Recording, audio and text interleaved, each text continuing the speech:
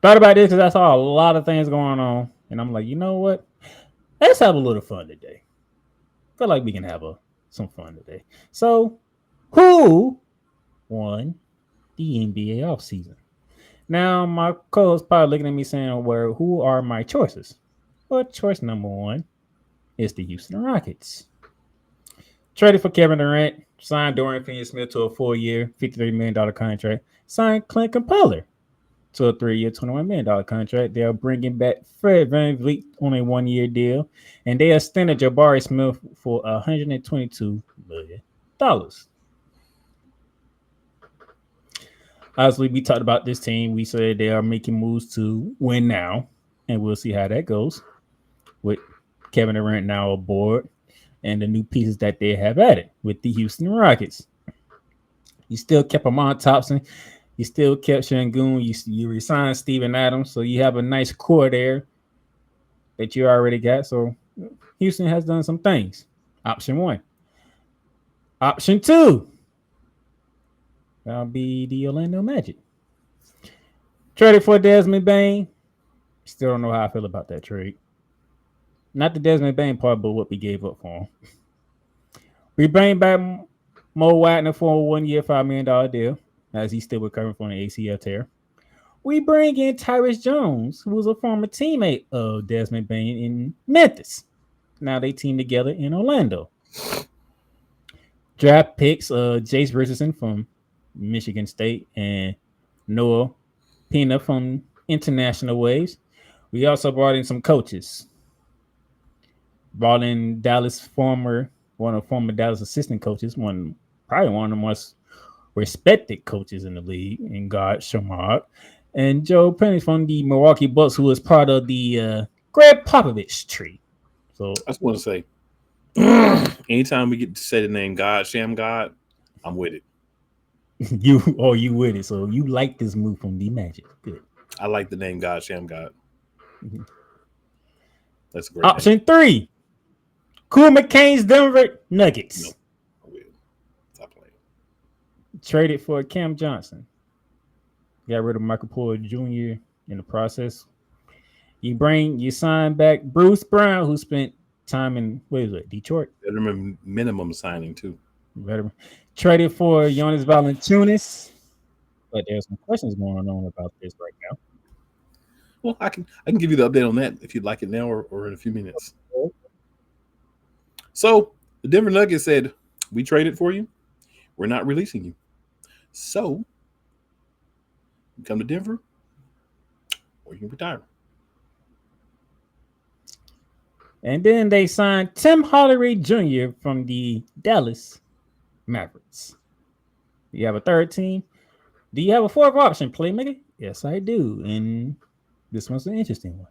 As I went through it, the Atlanta Hawks traded for Kristaps Porzingis, and quite frankly, didn't even give up that much. When I looked at the trade, I'm like, interesting.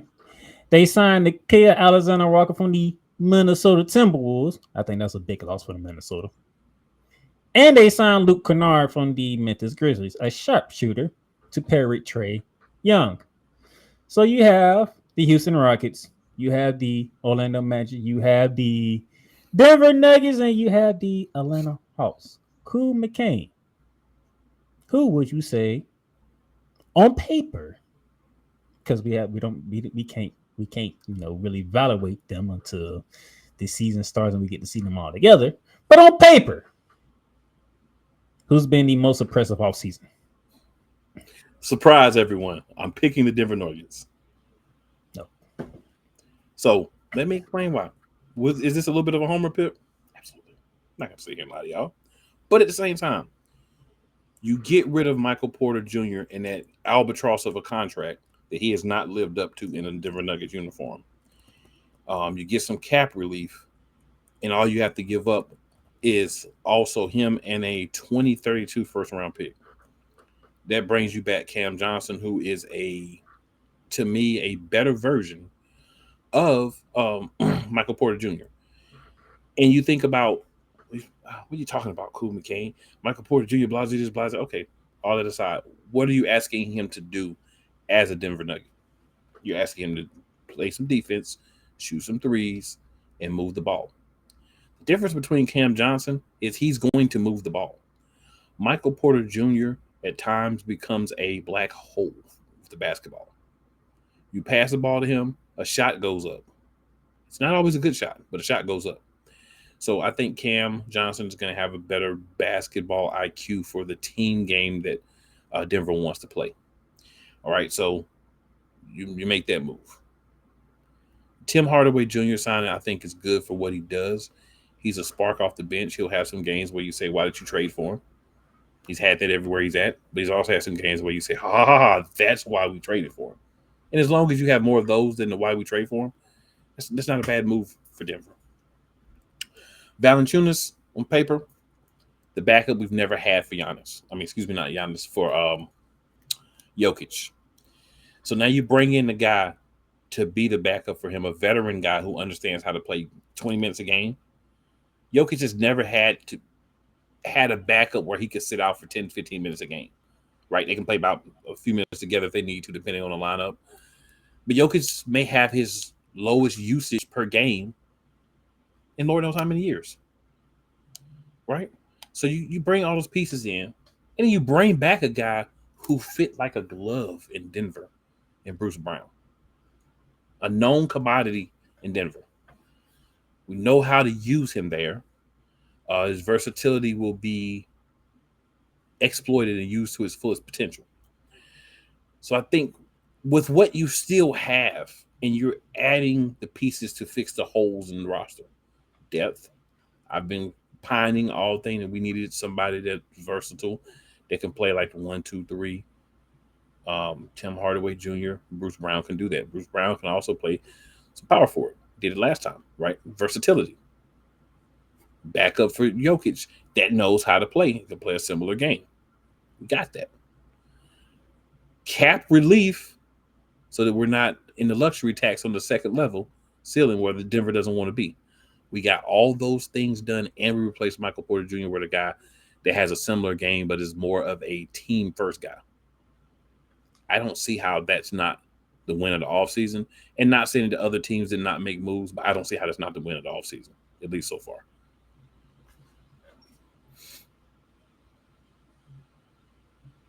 I shouldn't know he was going to say the Denver Nuggets. I should have known that. I should have known that. If you didn't know that, I'm disappointed. I should have known. I should know he was going to pick the Denver Nuggets. But he it's made not some an argument. It's not just no BS. I just going to say you made valid arguments. You don't stop jumping the gun. Jeez. He made some valid arguments. Now, if Jokic does honor the contract, then yeah, there might be some problems in the West because that means Jokic is he doesn't not have playing. a choice. He has to be let out of the contract to leave. He doesn't have a choice. You said I'll retire, right? But if you retire, 5 minutes ago, right? But if you retire, then that means you're not going to be able to come back to the league unless you unretire, and then we're still going to have your rights because they're still going to make the trade happen. And if he, for some reason, decides he's not going to play, or we decide to change our stance and let him out, it gives us like $14 million we can use to go find another center, backup center. Now, if Valanciunas does value his contract, that means Jokic is playing less minutes. And I don't think the West wants that.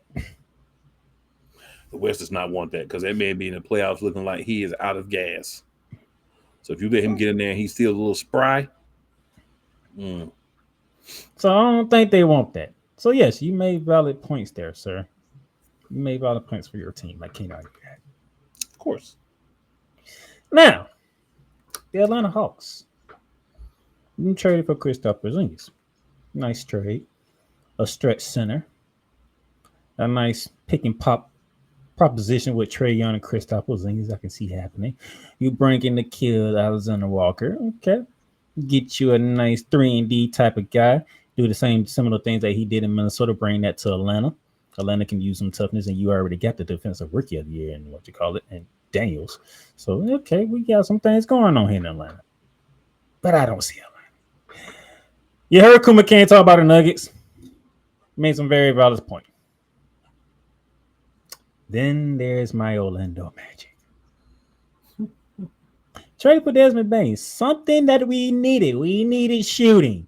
We got it from Desmond Bain, and if you don't recall, about that trade about what 3 weeks ago, cool. Mm-hmm. And we both you said Desmond Bain does fit what we are missing, Mm-hmm. despite what we gave up, but it does fill the need that we had a void in. Mm-hmm. You bring back Mo Wagner, which is good. Keep him with his brother. Pablo, can you see if Pablo can take the next step? I like the draft pick of Jason Richardson from Michigan State. Very tough player, hard nosed. Doesn't mind having the ball in the crunch moment. So that's something else that's good for us. We brought in some more coaching staff, so I like it. I like what we did. Cool. However, come on now. Cole Johnson is probably celebrating his behind off. The Houston Rockets have won the offseason.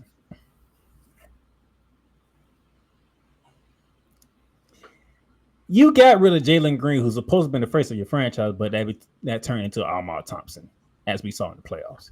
So you end up keeping him while getting rid of Jalen Green and bringing in Kevin Durant. You kept Şengün and you kept Steven Adams. You bring back Fred VanVleet. So your core is intact in Houston. Fred VanVleet, Ahmad Thompson, Şengün, and Steven Adams. Your core is intact, which is not easy to do when you bring in somebody like Kevin Durant. Well, Houston pulled it off. They literally put it off. So I'm sitting here like, wait a minute. I might have to rethink all this. Houston is not playing games. Now you signed Dorian Finney-Smith for defensive purposes, which makes add more to the defense that you already got because Ime Udoka is a defensive-minded coach. Am I wrong, Cool McCain? You're not wrong, sir. So now you bring in another defensive specialist in the Dorian Finney-Smith. He can get you 10 to 12 a game. He's good for that. But you want him on defensively. And then to back up Şengün and Steven Adams, you bring back a familiar face at Clint Capella, who is down in Atlanta. So what Cool McCain said about having Valanciunas, same can be said for the Rockets. So now they got somebody that they can bring in off the bench, and you still have a presence inside. Might be to a lesser degree, but you still have a presence inside now. And then you extend Jabari Smith Jr.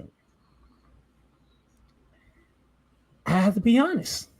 The Houston Rockets won the offseason thus far. And the West need to be on their P's and Q's.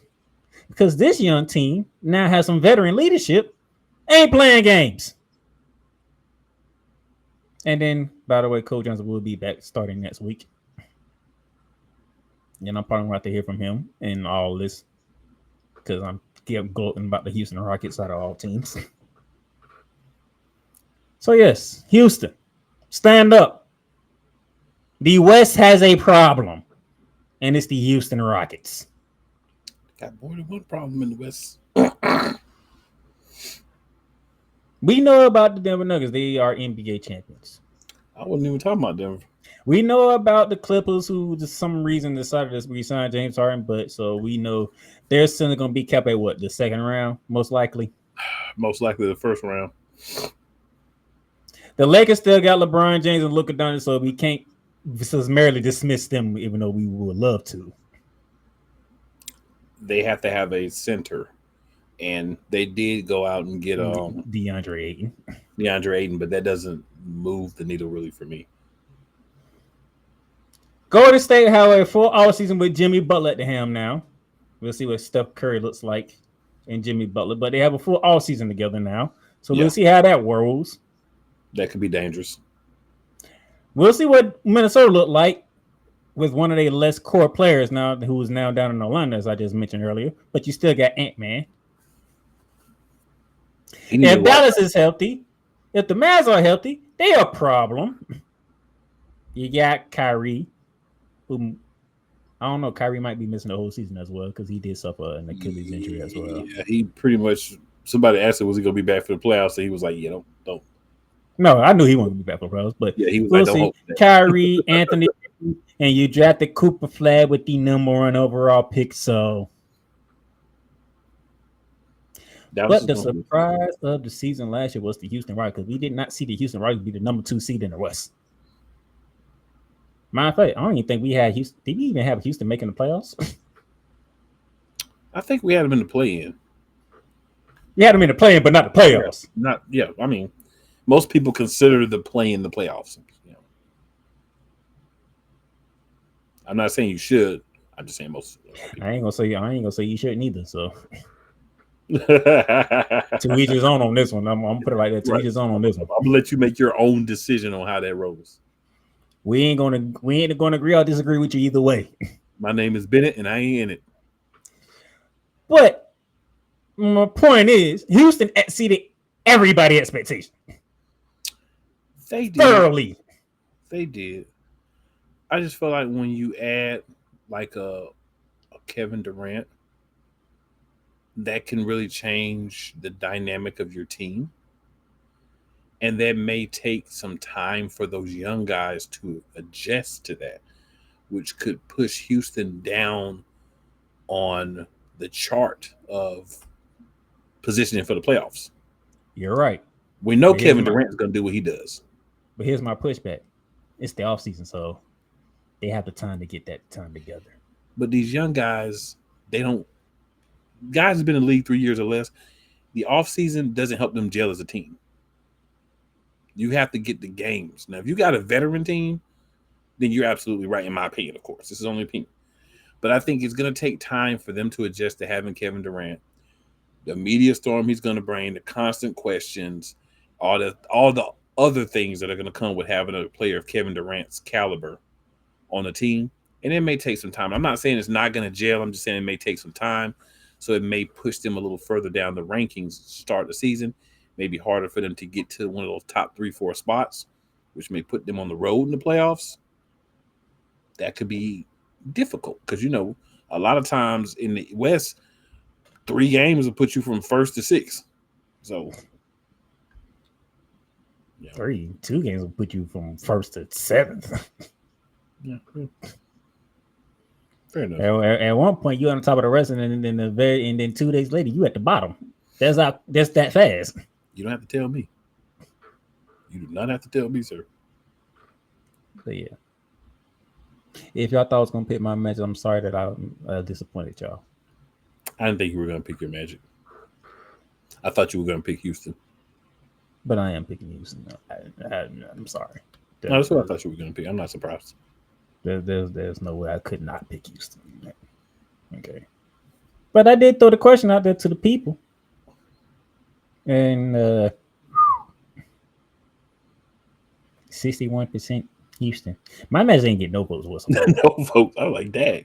Well, if it makes you feel better, we only got 16% according to the people. And I think it's shock value, though. I think it's name recognition.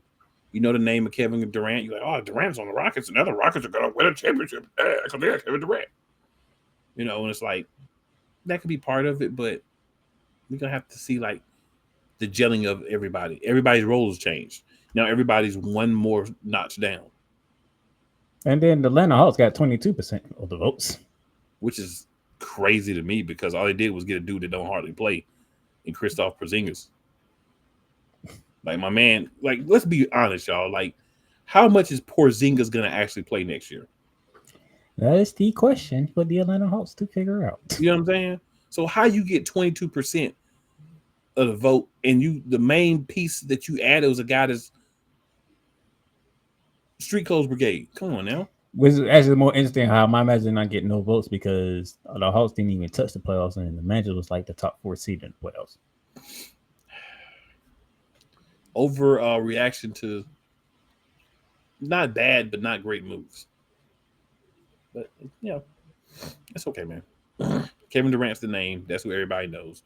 So there's always going to be 50+%. But see, yeah, my thing is you kept your core and got Kevin Durant. It was just the most amazing part about it. You didn't break up your core. When you do a move like that, you break up your core. they were able to keep the core. That was impressive. Again, I'm not saying that that's not a valid point. I'm telling you, when you see a team struggling because they ain't got no depth that they can trust, and then they go get the depth that they need. Every move doesn't have to be the sexy move. Durant's the sexy move, and that's what everybody's glazing on. Maybe